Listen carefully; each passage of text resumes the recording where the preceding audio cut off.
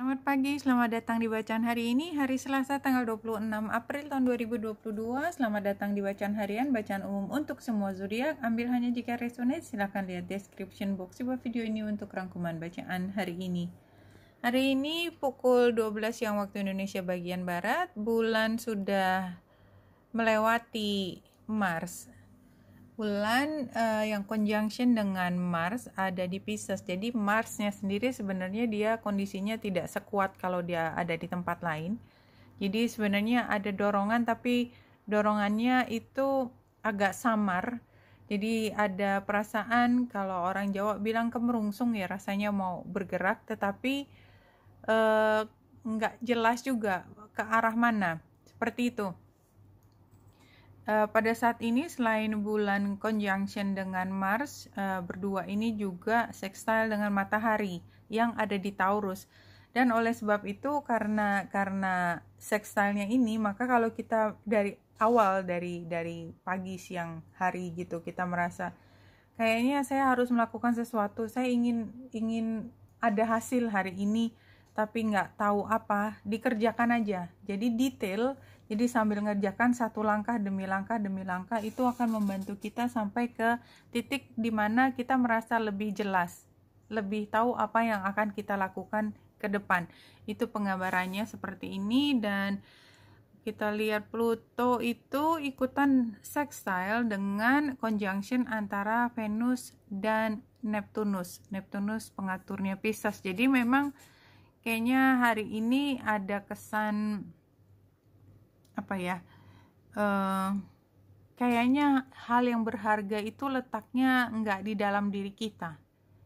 Jadi kayak kita merasa sendiri, tetapi kita merasa juga semua orang ngerasain hal yang sama, sehingga tidak ada yang spesifik. Jadi terlalu spesifik sehingga tidak bisa dilakukan sesuatu, atau terlalu biasa sehingga karena semua orang begitu juga biasa aja, something like that ya. Jadi rasanya tuh punya dorongan yang kuat gitu, tetapi tidak tahu arahnya kemana. Cuman karena ada Jupiter juga ikutan di sini, maka semakin membuat kita buat yang energinya kemudian ditangkap sebagai sesuatu yang membuat cemas, itu semakin kecemasannya meningkat.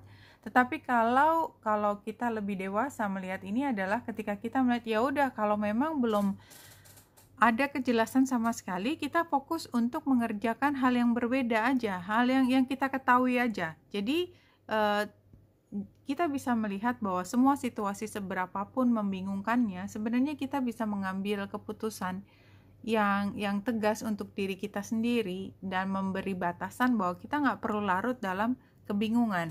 Oke, di sini karena perubahan berarti kan memang ada hal yang sudah berubah dan ada yang baru, sehingga belum ada kejelasan. Kalau di tengah gambar rumah itu menurut saya ya udah, yang namanya perubahan kan itu biasa, tapi yang paling penting adalah saya fokus ke diri saya sendiri dan memastikan apa yang menjadi tugas saya, apa yang menjadi kebutuhan saya terpenuhi semua, dilakukan semua. Jadi nggak usah ngurusin orang lain gitu, nggak usah kepo orang lain, nggak usah apa, yang penting tugasnya diri sendiri itu dikerjakan. Karena kalau ngelihat ke orang lain itu justru membuat seperti kompetisi. Kan sering tuh kayak misalnya kita mau ujian atau mau ulangan, kita tuh sebenarnya nggak terlalu yakin. Karena nggak yakin kita nanya, kamu udah belajar belum? Ya aku bacanya cuma sampai sini. Hah, udah sampai situ? Aku malah nggak sampai situ. Seandainya kita nggak bertanya, kita mungkin malah ya udah, yang penting saya mengerjakan apa yang saya bisa gitu ya. Tapi karena bertanya, malah sebelum ujian kita udah stres, nggak jelas, menganggap bahwa kita tidak mampu dan kalah dari orang lain. Sebenarnya juga apa yang akan keluar ya sesuai dengan apa yang kita miliki juga, nggak peduli orang lain gimana. Jadi kan kita tidak perlu menambah beban tambahan dengan menanyakan sesuatu yang memang tidak ada manfaatnya juga. Kalaupun dijawab untuk kita hanya memenuhi rasa ingin tahu, tetapi tidak menambah manfaat untuk diri kita, something like that. Dan kalau di sini, dan ini keluar sering banget ya kalau memakai deck ini, tadi saya juga udah jangan-jangan ini yang keluar, dan benar ini yang keluar, ini jumping. Ini sebenarnya menandakan bulan yang conjunction dengan Mars. Jadi sebenarnya memang ada tension, ada perasaan yang mudah terprovokasi. Kalau kita lihat 3 kartu di sini, view from above, get the big picture, ini adalah kartu masa lalunya. Jadi sebenarnya kita punya pemahaman. Kalau tadi yang saya bilang tentang contohnya adalah ulangan, sebenarnya kita udah bisa ngelihat semua sih. Kita punya tanggung jawab, kalaupun ulangan itu ada 5 bab. Kalau kita ngerti 5 bab isinya apa, sebenarnya aman. Kalau mau diputar-putar kita ngerti isinya 5 bab itu juga kan kita bisa bercerita sesuatu. Jadi sebenarnya nggak ada yang baru, nggak ada yang susah. Nah, take a risk, venture forward. Jadi karena kita udah tahu ya apapun yang terjadi dialami aja, adventure, pengalaman, petualangan itu kan mengalami sendiri. Sehingga kita bisa mengambil rasa antusiasme ketika kita mengalami sesuatu, karena kita tidak diliputi rasa cemas yang tidak perlu. Kita melihat semua secara positif, terbuka terhadap hal baru ke depan, tidak melihatnya sebagai ancaman atau masalah yang membuat kita jiper.